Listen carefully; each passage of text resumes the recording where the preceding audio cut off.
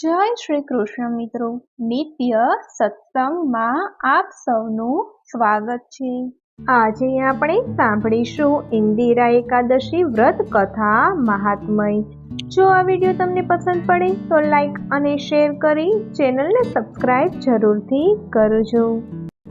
હિન્દુ ધર્મમાં એકાદશી વ્રત મહત્વપૂર્ણ સ્થાન ધરાવે છે। પ્રત્યેક વર્ષ દરમિયાન 24 એકાદશીઓ આવે છે અને જ્યારે અધિક માસ હોય ત્યારે તેની સંખ્યા વધીને 26 થઈ જાય છે। ભાદરવા માસના વદ એટલે કે કૃષ્ણ પક્ષ સમયે આવતી એકાદશી ઇન્દિરા એકાદશી તરીકે ઓળખાય છે। આ એકાદશી ખૂબ જ પવિત્ર અને પાપ હરનાર છે। આ વ્રતના પ્રભાવથી મોટામાં મોટા પાપોનો નાશ થઈ જાય છે। નીચ યોનિમાં પડેલ પિતૃઓને પણ આ એકાદશીનું વ્રત સદગતિ આપનારું છે। શ્રાદ્ધ પક્ષમાં આવતી આ 11 ખાસ એટલા માટે છે કે તે કરવાથી પિતૃઓનો ઉદ્ધાર થાય છે।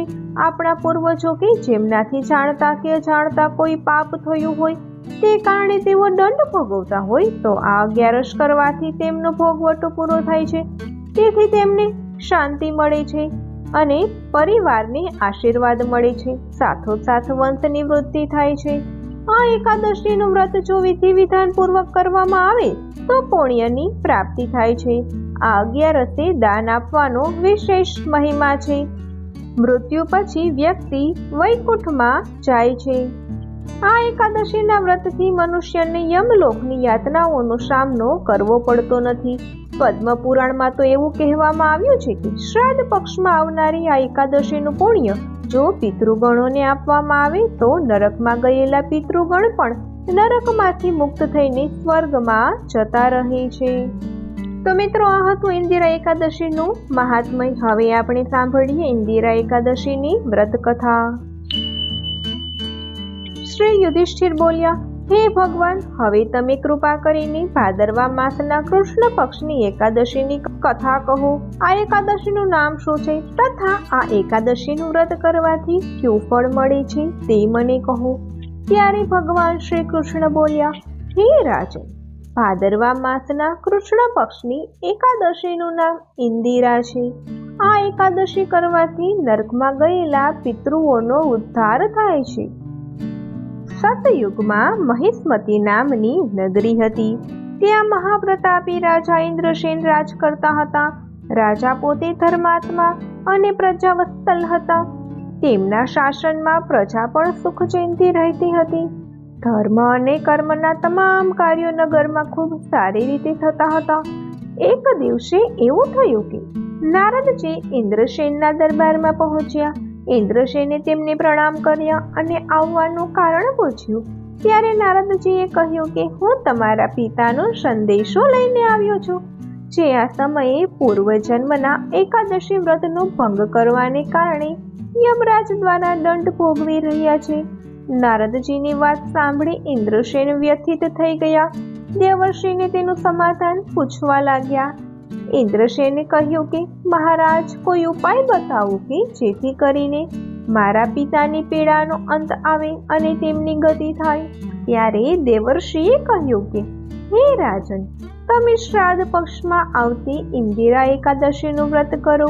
આ દિવસે નારાયણનું વિધિવત પૂજન કરીને આખો દિવસ ઉપવાસ કરો અને ભગવાન વિષ્ણુનું ભજન, મંત્ર જાપ કે કથા શ્રવણ કરો। એના પુણ્યથી તમારા પિતાને મુક્તિ મળી જશે। એ દિવસે યથાશક્તિ દાન પણ કરો। આમ કહીને નારદજી અંતર્ધ્યાન થઈ ગયા।